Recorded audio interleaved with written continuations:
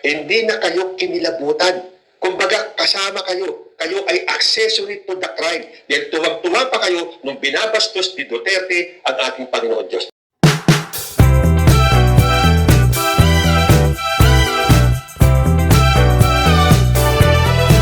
Okay, meron po akong napanood na video ni Atty. Carlo Ibanez. Panoorin po natin ang kanyang video. Isipin mo to, bago dumating ang mga Duterte sa buhay mo, hindi ba't malinaw naman sa'yo kung ano ang tama at mali? Di ba dati, alam mo namang mali ang pumatay ng tao. Alam mo din na mali ang mambastos ng babae.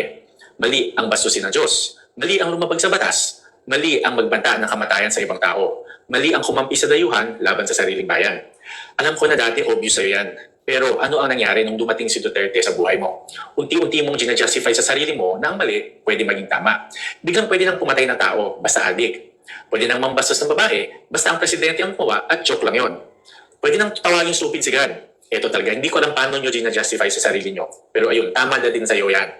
Pwede nang labagin ang batas dahil hindi naman importante ang mga right to due process, right to privacy, right to travel, at iba pang mga right na yan. Pwede nang mag-death threat, basta kalaban ng pinagbabantaan. Pwede nang ipamigay ang teritoryo ng bansa kasi hindi naman natin kayang ipaglaban. Pero hindi dyan nagtatapos ang metamorphosis mo. Yung dating mga bagay na mali, ngayon kinahangaan mo na. Ang mga mali, nagiging virtue na para sa'yo. Ang pumapatay, matapang. Ang nambabastos ng babae, macho. Ang walang galang sa Diyos, honest. Ang lumalabag sa batas, madiskarte. Ang kumakampi sa dayuhan, praktikal. Look at yourself in the mirror. This is the person you have become. Simula nang dumating si Duterte sa buhay mo, tinapon mo na ang prinsipyo mo sa basurahan. Tama ba ako or mali? Hindi nga ba kung inungwawariin ang sinabi ni Atty. Ibanez, lalo na po doon sa mga DDS, it's time for you to wake up. Ang tanong ni Atty. Ibanez, bago dumating ang mga Duterte sa buhay nyo, hindi ba't malinaw naman sa iyo o sa inyo kung ano ang tama at mali? Totoo yan. Mga bata pa lang tayo, tinuturo na ng ating mga magulang sa simbahan, sa paaralan kung ano ang tama at ang mali.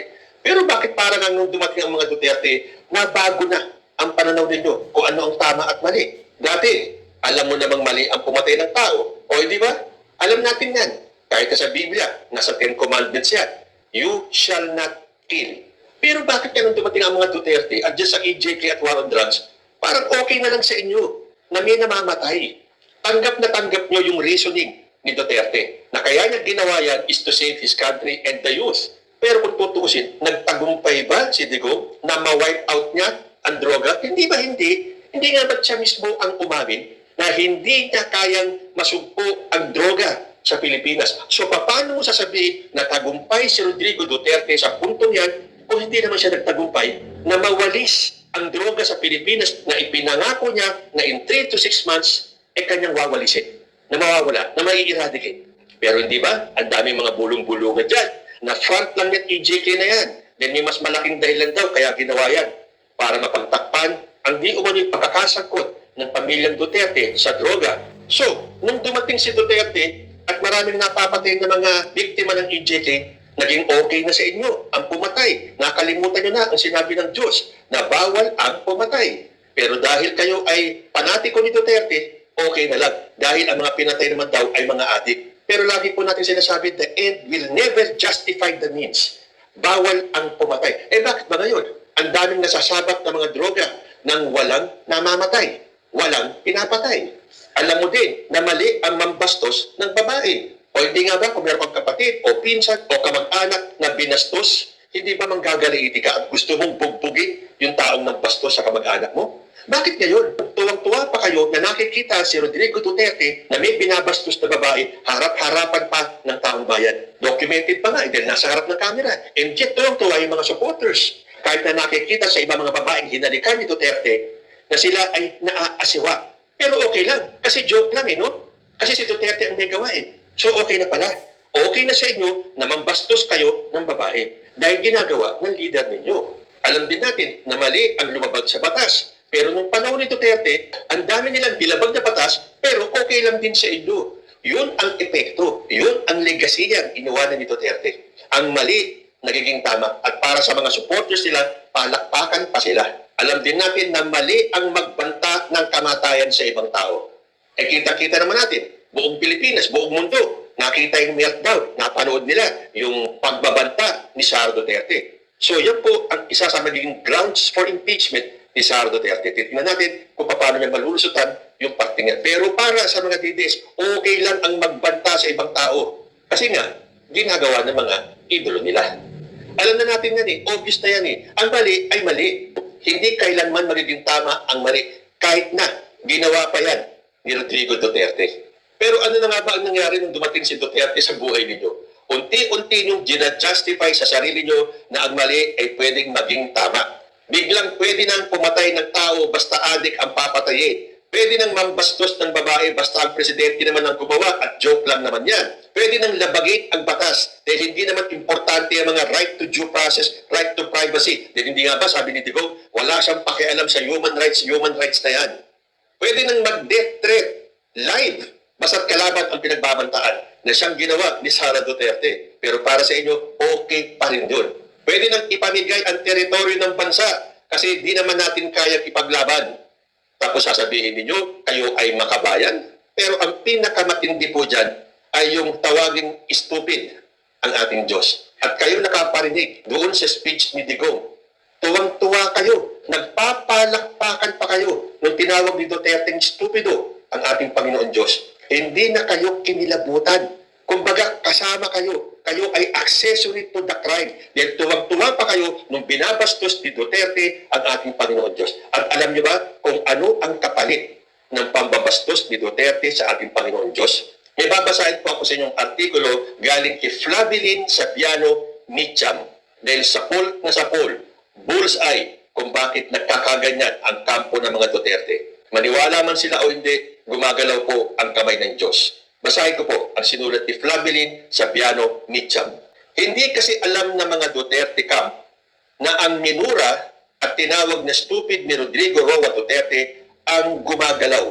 Ramdam ko talaga that the Spirit of God is working all over the country. Hindi lang sa iyo, Flavelin. Ako ganyan din ang aking nararamdaman. Kaya ako kampante na hindi magtatagumpay itong grupo ni Sara Duterte dahil unang-una pa lang, mapapalampas siguro ng Panginoon Diyos lahat ng kasalanan ni Rodrigo Duterte at ng kanyang mga alipores. Pero ang tawagin siyang estupido ay hindi niya mapapatawad. So para sa akin, kamay ng Diyos ang gumagalaw sa buong bansa. Halimbawa, ang pagpapakalat ng fake news about kay Pangulong Bongbong Marcos, sila din ang nagbubulgaran at nahuhuli din sila mismo sa kanilang bibig.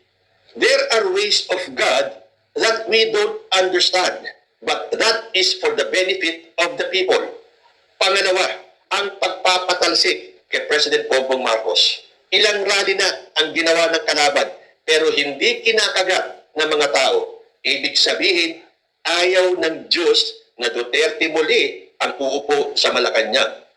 Pangatlo, ang laging sinasabi na patay na si PBBM at may sakit ito. Look, sila ang nababawasan. Sila ang namamatayan. May nagkakasakit na sa kanila. The power of God is like this. Sinasalo niya lahat ng ibinabato niyo kay PBBM at ibinabalik din niya sa inyo. Na lagi ko sinasabi, mag-ingat kayo, be careful what you wish for, dahil babalik at babalik sa inyo. PBBM never said a word to hurt you. Kahit na below the belt na ang ginagawa ninyo. Dahil may pangako ang Diyos. Sabi niya, ako ang maghihiganti para sa iyo. PBBM, if you all noticed, he is just working, doing his job, and he watched God kung paano maghiganti ang Diyos para sa kanya. O hindi nga ba? Kaya ang daming nagtatanong, yung iba nga nagagalit na kay President Bongbong Marcos, bakit hindi ka mag-retaliate? Bakit hindi mo sagutin lahat ng akusasyon, lahat ng paninira, lahat ng aligasyon sa inyo? Na marami sa paninira yan ay below the belt na. Pero dahil sa paniniwala ni President Bongbong Marcos na Diyos ang maghihiganti para sa kanya, PBBM chooses to be silent and let the hand of God do the work. We cannot discriminate the power of God. We cannot see, but He is working quietly. President Bongbong Marcos is indeed protected by God as He protected King David. The God of Abraham is also our God.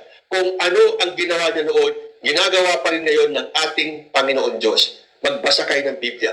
Napakarami mga instances kung paano pinapakita na ang kamay ng Diyos ang gumagalaw sa mga taong pilit na ibinabagsak ng mga kalaban.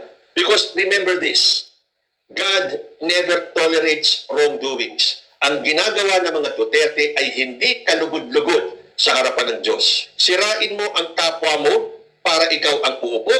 Ang puso mo puno ng galit at masasamang intensyon. God will never let you kasi haharangan ka ng Diyos. So ano ang naging climax ng istorya nila? Naitapon na si Duterte. Nasaan siya? Nasa ICC. Kaya mag-isip kayo mga DDS at mga kababayan ko. Duterte and allies cannot save your soul. Tandaan nyo, yung laging sinasabi ni Duterte, hihintayin ko kayong lahat sa impyerno. Magkita-kita tayo doon.